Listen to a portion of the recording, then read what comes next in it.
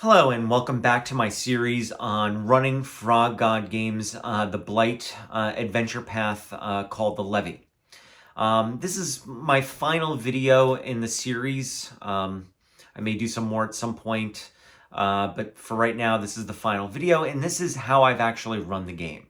And just some things that I've thought about in terms of inspiration and, how to sort of capture the feel of the setting. So this is just some of the nuts and bolts of things that I did. Now, the first thing I want to talk about is sort of inspiration. Now, the book actually provides a lot of inspiration.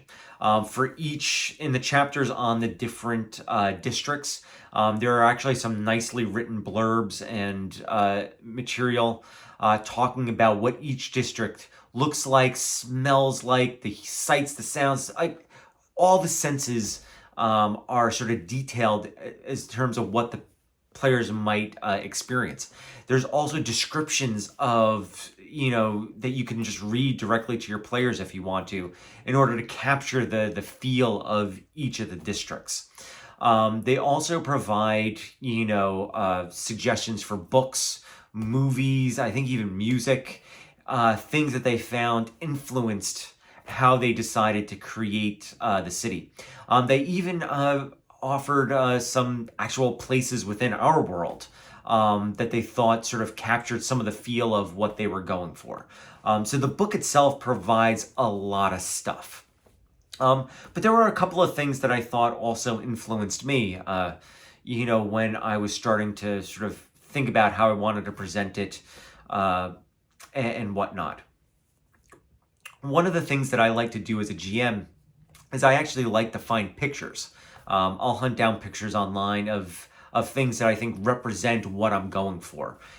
Pictures of what I think an NPC looks like, a picture of what I think the setting might look like. And there were a couple of things that I thought sort of captured it for me. Now, one of the things that players were going to be running into a lot were the members of the aristocracy, or people who were posing as members of the aristocracy. A movie that I saw around the time I was starting to prep the game was the movie called The Favorite. Matter of fact, I think the lead actress won an award for that movie as well. But there are some incredible images from that movie of people in powdered wigs, very sort of over the top characters that I thought were perfect as representations of what members of the aristocracy might look like. So I ended up taking a bunch of pictures from there, and I used them when I needed to sort of show the players, what the aristocracy members looked like. Another thing that sort of captured certain feels of the city was on Netflix. I started watching Peaky Blinders, and I felt like that nicely captured what the working class areas of the city might look and feel like. And so I used images from that to sort of help establish a certain feel with the players. So, I mean, those are just some of the ones that sort of appealed to me and sort of the feel I was going for. You might be able to find ones that sort of more appeal to what the feeling that you want to achieve with your players. But that's sort of what I did. Another thing that I decided to do was to create some house rules. This is supposed to be sort of a dark and gritty setting. D&D 5e, I love it. But, it's in some ways it's not deadly enough. And I think for this game, this setting, I wanted it to feel deadly. I wanted the players to think twice about, should I get into a fight? Should I, I didn't want them being murder hobos throughout the city, and so there needed to be reasons for them not to do that. So and I'm not going to go over the exact house rules that I use. There are tons of videos, tons of forum posts. There's tons of stuff out there about how to make D&D 5e more deadly. But I made it a lot easier for them to die. And I did that by eliminating certain spells, like, Resurrection isn't in my game.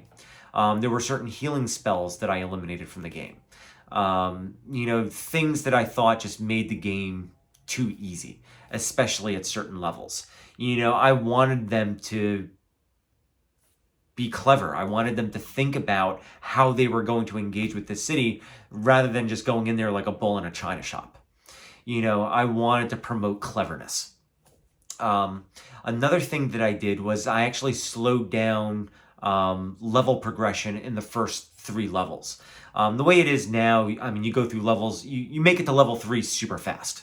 I wanted to slow that down. I wanted them to stay in those, the more dangerous and easy to die periods of their character lives longer. So I made progression a little slower. I made magic items much more limited. I think my players are up to a level 6 now, and I think they might have 2 magic items apiece at this point. You know, so I made them not very prominent within the setting, especially because they're not in the capital yet. They should be there in a couple of weeks, but they're not there yet. And amongst the working class, lower class parts of the city, magic is not a common thing, and magic items are definitely not a common thing. You know, one of the things that they talk about, you know, in the book is that magic is for the rich. Magic is for the upper castes. You know, power doesn't belong to the people. You know, in the beginning of the book, they talk about, and this is one of the other things I did to achieve the feel of the setting, is, you know, they had the 7 or the 10 rules of the city, and then they had the 10 or unspoken rules of the city, which is what the aristocracy really thinks. I gave that to my players because I wanted them to see what is it that the setting is really all about. So, you know, magic is much more limited. One of the things I also emphasized as far as elements of the city goes is caste. One of the things the book talks about is the very strict caste system of the city. You know, and you know, the way the upper parts of the caste, the aristocracy, really look down on the other castes. And how certain races are automatically members of certain castes. So this is very much, you know, humans are common in the city, elves are somewhat common, dwarves are somewhat common, halflings are somewhat common, gnomes, the swine are also very common within the city. And some of them are usually considered, you know, common members of the upper class. Some of them are always considered members of the sort of middle to lower castes. Monstrous characters are generally at the bottom of the caste system. And this is one of the things I actually communicated to my players, you know, as they were starting to think about creating their characters. You know, I made it, you know, clear to them that, you know, there is a caste system within the city, and that monstrous types of PCs are by default going to be in those lower castes. And if they choose to play that type of character, they're going to have problems sometimes. You know, especially if they try and go to certain parts of the city, or if they try to get into certain establishments. You know, most of my players then decided to play, we have humans, we have halflings and gnomes, most of which are all not having any problems. I had one player who decided to be a Tengu, you know, a raven folk, and he's had some problems. He, you know, for one of the establishments they needed to get into, he had to pretend to be the pet of one of the other player characters. It was hilarious.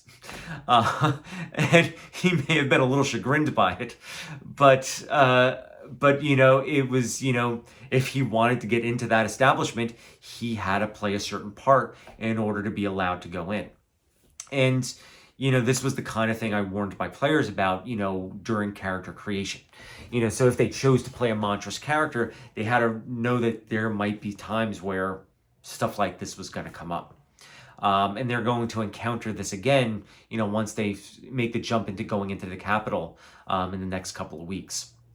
So caste is really important within the city, and something you want to keep in mind and really emphasize if you want to capture the feel of the city as it's written. So that's important. one of the things the book really emphasizes is the difference between the aristocracy and the working class. This is especially important if you're going to be really playing into the brewing revolution.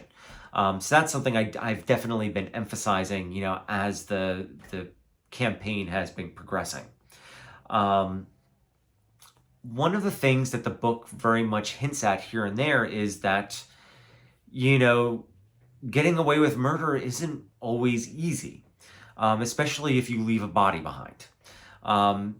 The authorities very much have the ability to question a corpse. And so, if you're dropping bodies left and right, eventually the authorities are going to question the corpse and they're going to come looking for you. And this was something that the PCs were clued into right from the very beginning. When they're learning about their fate, when they're imprisoned on that ship, and Eleanor Shank is, sort of going over their execution order with them.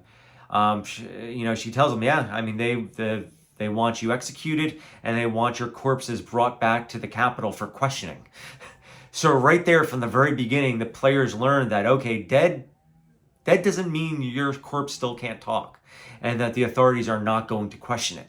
So they now know right from the very beginning that, if they kill somebody within the city, they're going to want to do something about the body if they don't want to get caught. And so, that once again feeds into the feel of the city and sort of what they need to do to be able to operate within the city. It makes being a murder hobo a lot more difficult. I'm lucky in the sense that my players, don't really tend towards being that type of play style. But I mean, many of them have had sort of a smite first, ask questions later attitude when it comes to things in past campaigns. And this definitely made them pump the brakes and sort of slow down and think through how they want to approach, different, situations. So I emphasize that. As I mentioned in previous videos, I've been emphasizing the revolution and sort of how that's been operating within the background of everything that they've been doing. Depending on whether or not you want to do an Act 2 that really involves the revolution, you may or may not decide to emphasize this. I've been publishing my own issues of the Raven throughout the AP to give players a feel for the revolution, what's been going on, and this is going to pay off in future adventures for my players. So that's something you may or may not want to emphasize depending on where you want to go with your campaign. One of the things that I thought was critical to making the AP work, when you start reading the beginning of the AP, one of the things they talk about is all the players are from the village of Wiccan. This is, so Casterhage is on the Isle of Lamosis, which is this island in the Lost Lands. And so some of the ground rules I set for my players was that all of your characters are from Wiccan, and none of you have ever been to Casterhage. And if you have been to Casterhage, it was very briefly in passing. Consequently, none of my players decided to ever have had contact with Casterhage. I wanted them all discovering the city for the first time, both them and their characters. So I did put that restriction on them to not have had any past contact with the city. So if they're from this village of Wiccan needs to be important, especially given, that the destruction of Wiccan is going to be one of the pivotal things moving the campaign forward. So when I provided them, pre-campaign material, there is this paragraph in the first chapter of the adventure path that has this description of Wiccan. And the final line of the paragraph, Wiccan was a great place until they destroyed it. So I just deleted that line and I gave them the rest. I was saving that line for the first actual day of the campaign. So I gave them that blurb. I told them about some NPCs they might know in the village, and I asked them to create backstories, that tied them to the Blight, tied them to Wiccan, and they had free reign to be, to create and develop other places amongst the Isle of Lamosis. One of my players decided to create, an academy of arms in another town within the city. So when they did that, when he started asking about creating something like that, I started thinking, okay, we've got this Benedict Morrill, this important NPC. He is connected with Princess Rebecca of Morny. She was originally born in the town of Morny on the Isle of Lemosis. Okay, why don't we create the Morny Academy of Arms? So any player characters who went to this arms academy may have seen Benedict Morrill there at the, in Morny. They may have seen Princess Rebecca. And so now already starting to establish these NPCs that are important to the story into the character's background. So the players all created backstories tied to Wiccan. Then on the first day of the game, I stole something from the Fate system. I've never actually really played Fate except for one shot that one of my other players did at one point. But one of the things that we did is there's this thing called the Phase Trio. Weird name, but in any case, basically what it is that all the players have an index card or a piece of paper, whatever the case may be, and you write down some adventure that you were on, as part of your backstory. And then you swap all of those things. And then one of the other players, sort of reads what you wrote in your adventure, and then they then add a line of their own about how their character participated in that adventure. Then you swap again, and then rinse and repeat with another player and another player character. So at the end of the day, you have, each character has an adventure that they were on where two other players and their characters participated in it. What I loved about it was that it created bonds between all of the PCs. So, here I have a group of PCs. They're all from the town of Wiccan. They've now participated in this Phase Trio thing where they all have had these shared adventures and things that they did with each other. Now I'm ready to start the campaign. So I started off by reading that paragraph that they've all read. The paragraph that I posted in our Facebook group. One that they were very familiar with at this point. The one that described what Wiccan was all about. And then I get to that final line. So up until this point, we've spent weeks talking about Wiccan, developing a life for their characters in Wiccan. They did this Phase Trio thing where they became even more connected to each other in Wiccan. And now I spring it on them that Wiccan is now destroyed.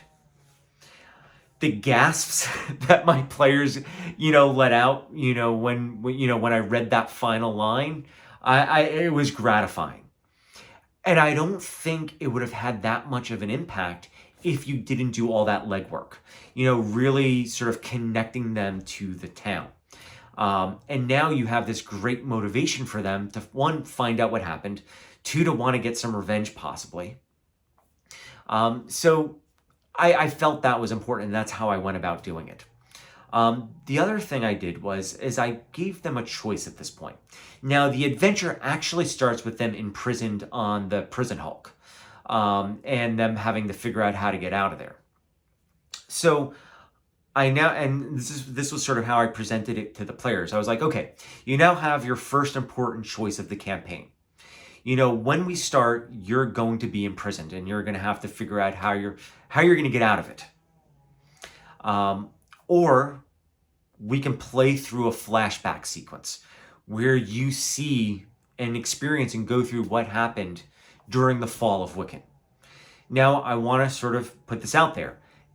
The fall of Wiccan and your capture are fixed events. These happened.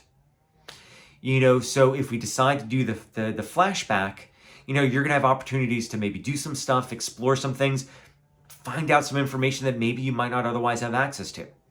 There's going to be some stuff that you can find out if you choose to go through the flashback sequence. But at some point, I'm going to wave my hand and say you got captured. And that's not going to be something you're going to be able to avoid. Now, how you get captured, what you're able to accomplish before you get captured, that's all going to be, up to you to some extent. But at the end of the day, you're in prison. What do you want to do? Do you want to just start up where the action really picks up, in the present day? Or do you want to play through the flashback sequence? My players unanimously picked the flashback sequence. But one of the things I was really careful to emphasize is that while they were going to have some choices in that flashback sequence, there were some limitations to it. There are certain fixed things that were going to happen no matter what. And because the players were warned about that, they had no problem with that. And when I finally hand-waved you're captured, they were fine. And so we went through each player, what they experienced during the fall. And then this is where I was able to establish the Knights Ocularis and Rachel Birch as major villains of the adventure path. This is also where I was able to establish the Church of Mother Grace as not what they're expecting. So, the knights roll into the village, and they are saying, surrender in the name of Mother Grace or feel her wrath. So here they have these people clearly from the church saying that they need to surrender. And when people from the town opposed the knights, they would smite them. And when I mean smite, I'm talking paladin smite. And when I described it to the players, you see them utilizing powers that look like they're paladins. And the players are like, whoa, paladins are coming in here and they're wiping us out, killing people, And so, they did stuff, they saw stuff. Rachel Birch was one of the ones who smited some people in the city. She was leading the charge. And so the Knights and Rachel Birch got clearly established as someone the players were going to want to have a talk with at some point in the future. So they were established as villains because they saw family and friends die at the hands of the Knights and Rachel Birch. And then ultimately they were captured by the Knights and Rachel Birch. So, allowing the players to play through a flashback sequence, especially if you set it up right, I think can also go a long way towards, once again, making them care about Wiccan, caring about the fate of the people who were captured, and it's a chance for you to give them information. I had already decided that if they decide to do the flashback, I was going to give them information that they wouldn't have gotten if they had started, right from the prison. Their memories would be a little more fuzzy. They would have some information. They would know it was the Knights. They would have some information. But, I wanted to make sure to reward them if they chose to give up some of their autonomy by playing through that flashback sequence. And I kind of made that clear to them when I presented to them. There will be you do get something out of doing this. And my players, the feedback I got afterwards was they loved it. They really enjoyed being able to sort of play through that and have a better sense of what was going on. So that was how I started the campaign, and I think it was I think those steps were important to getting the players hooked into, the AP and what was going on. Now, going forward, there's a lot of stuff in the AP. Now this is where your style as a GM, what your group wants and likes, is going to be different. I want to say I run a campaign that's 70% role play, 30% combat. I like to give my players opportunities to approach challenges in the way they want. If they want to go into something and fight, they can do that. If they want to go into something and try and talk their way through it and out of it, they can do that too. If they want to try and find a way of bypassing something altogether, they can also try that as well. There are always multiple ways they can approach a challenge. And that's sort of the way I do things. I present challenges to the players. It's up to them how they're going to try and overcome that challenge, whether it's by combat or other means. There are certain things that are always going to be combat, things like boss fights and things like that. And there's going to be certain enemies that you're not going to be able to talk your way past, but I generally try not to run combat just for the sake of running combat. I want there to be some meaning behind it. I want there to be a reason why they're having this fight. I did feel like in the AP, there were a lot of fights that were there just to give the players something to do. And if you're running a campaign that's more combat heavy, I'm sure that'll be right up your alley. It wasn't up my alley. So I did a certain amount of trimming of the fat as I was prepping the game. As I'm reading through each chapter of the AP, there were certain things that were just like, I don't feel that's necessary to the story that's being told here, and ultimately the point of this particular adventure. So I would either eliminate it altogether, or when the players encountered the situation, they could fight, not fight, bypass it, whatever the case may be. The players had options to approach it in whatever way they chose to. So there was a certain amount of trimming of the fat that I did with the AP. Certain things I eliminated because I think they were just there to give the PC something to do. I think the AP to some extent functions as a tour of the city, and so I think some things were just there just to service that tour. And so if I liked it, I kept it in. If it felt sort of extra and unneeded, I probably excluded it from the adventure. So that's something to keep in mind. There's a lot of stuff in the AP that you don't necessarily need in order to run the AP. So as you're prepping it, as you're reading through it, just keep that in mind. You don't have to run everything that's written there. There's a lot of stuff that you can eliminate if you don't feel it fits with your style or what your group likes. Then there's some other things I wanted to comment on. There were a few things that just did not make sense to me. And what I mean by that is I would read it 3, 4, 5 times, and this is particularly true when they were describing certain maps. Remember that a big part of the adventure path is the between. It's sort of like a twisted version of reality. I like to think about it as almost like the Upside Down from Stranger Things, or the Shadowfell from the sort of Forgotten Realms and the Wizards sort of worlds. And so sometimes it would create twisted things that when I would read it, I'm like, I had a hard time in my mind understanding what they were describing. So if you find yourself having that experience as you're reading certain things, it's not just you. There was one thing when they went into the underneath. There was one thing with I think it was a troll at the top of some. I don't even know what it was. I don't know why it was there. I mean, the whole thing didn't make sense to me.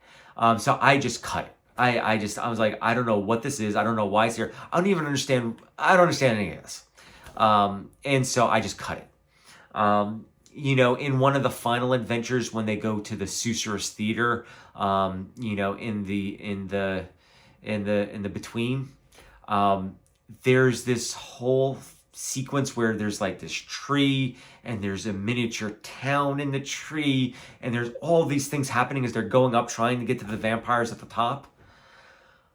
If you're going to do theater of the mind, okay, you might be able to pull that off.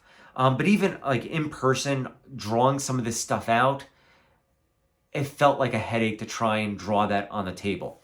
I'm also running this on a virtual tabletop. Creating a map that fit this in Dungeon Draft felt like it would give me a headache. Finding pre-existing maps that might fit this just wasn't going to happen. So I actually just eliminated it. In that particular adventure, there was another theater, the Ragwort Theater, that was in the artist district. I just pulled that out of the district and put that into the between as the Susurrus Theater. So that was in the Theaters Obscura.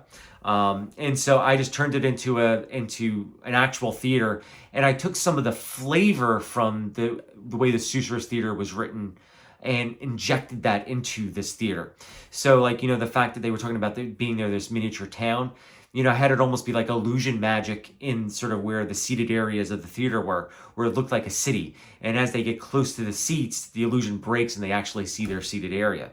I had the stage, be the I think a palace, I think it was. I had the walls be like the forest. All the things that they were describing in the Seuss's theater, I tried to reflavor a theater with some of those elements. So I didn't completely lose what was written in the book, but I was able to present it to my players in a way that didn't break my brain. I could draw it on the table, or I could throw a map up in Fantasy Grounds that I could actually use and run the encounters with. Consequently, I needed none of it because the players talked their way through it. uh, so, I'm glad I didn't break my brain too much trying to make it work. So that's just something to keep in mind. As you're reading through the AP, there's going to be certain things you might want to trim out of it just because it doesn't fit with your play style and what you're trying to do, because not everything in the AP is necessary in order for the players to get the benefit of the story that's being told by the AP. Bear in mind there's going to be few things you encounter here and there that you're going to have a hard time understanding, because whatever the author was picturing in their mind when they were writing it, I'm not going to say they did it badly or wrong. It's just, my mind could not sort of wrap itself around it and comprehend it. Or in the cases where I did understand it, I was not sure how I was going to translate that to the tabletop or the virtual tabletop. So I made alterations of my own just to have it make more sense. And there were a couple of points in the AP where I did that, where finding a map to throw onto Fantasy Grounds was going to be just very difficult, or even creating a map with Dungeon Drafts was just going to be just too difficult in order to get what they actually describe in the book. So I would either find a map to substitute it with, or I would create some sort of alternate map. And so I would just sort of retool sort of what they were doing in that particular adventure to fit what I had available to me. So those are just some of the things that I've done in this in order to run the AP.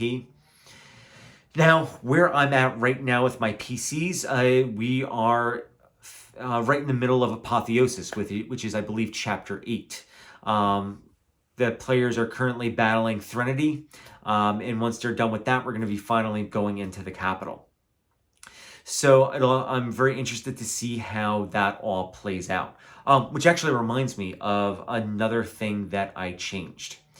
So one of the things that did not make sense to me is, when you start running Apotheosis, Benedict Morrill is the one who gets them into the capital, and he's the one who suggests that they seek out certain NPCs in order to find Blackbriar, one of the justices.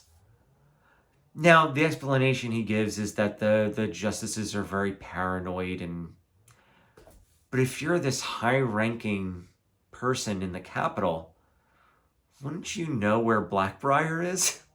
Why would the PCs need to seek out other NPCs in capital in order to find out where Blackbriar actually lives? I guess that could make sense. If you're this well-connected NPC in the capital, I don't know. This just felt like information you should have. You should know where this Crown Justice actually lives, especially if you're connected with one of the royals. It's not like you're some low nobody within the capital. You're actually connected with the royals. You should know this. This isn't a Crown Justice. This is one of the lower justices. You should actually have some sense of where this person lives. So that's actually a change that I'm going to make. Now, the adventure is going to run basically the same, but the change that I'm making is Morrill's able to tell the PCs where Blackbriar lives.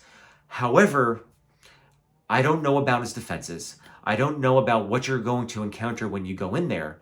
What you might want to do is you might want to follow up with some of these NPCs to find out how to get past his defenses, how to get into his home, find out what you might encounter when you go in there.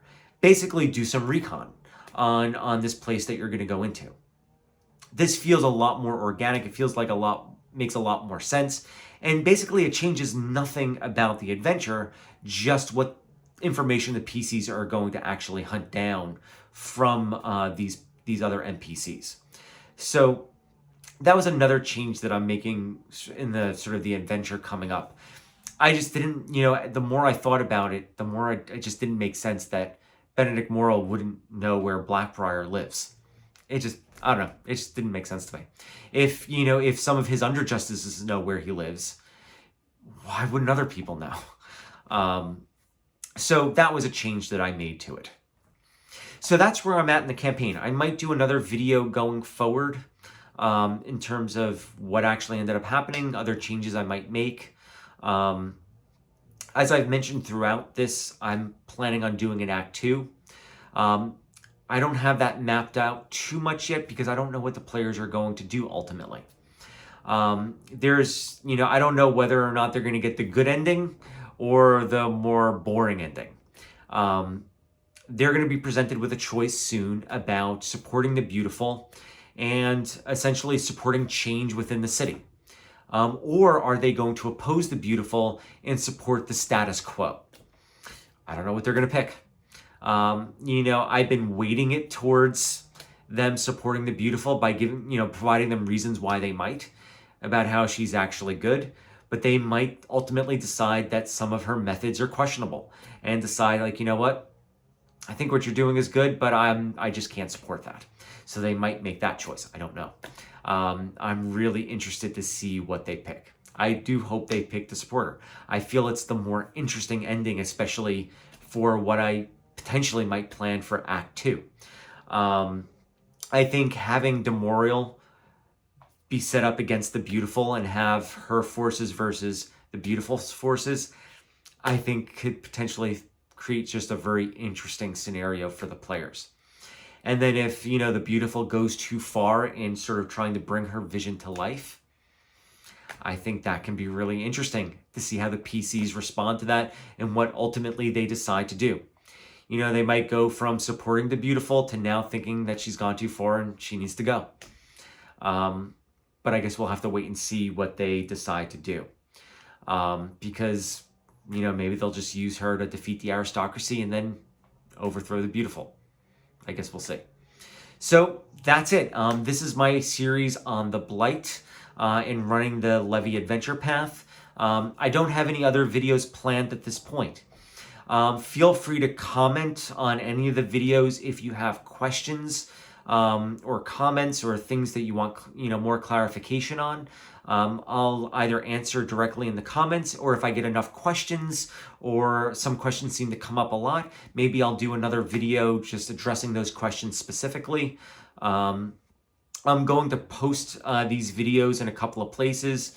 Way back when I was originally planning on running this, I threw up a post on NWorld asking if anybody else had run this yet or started running it, and asking for some advice on what worked and what didn't work, what their thoughts were, and I didn't find anybody.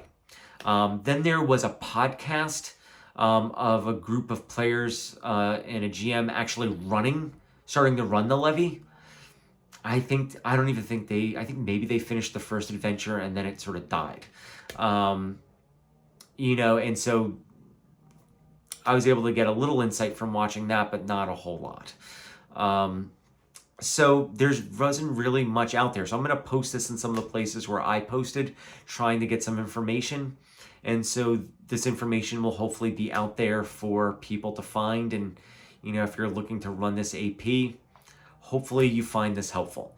I know when I run these kinds of things, I like to get the insight of other GMs who've already done it, so I can maybe avoid some of the mistakes they've made or enhance my own game using some of the things that they used or using some of their own insights.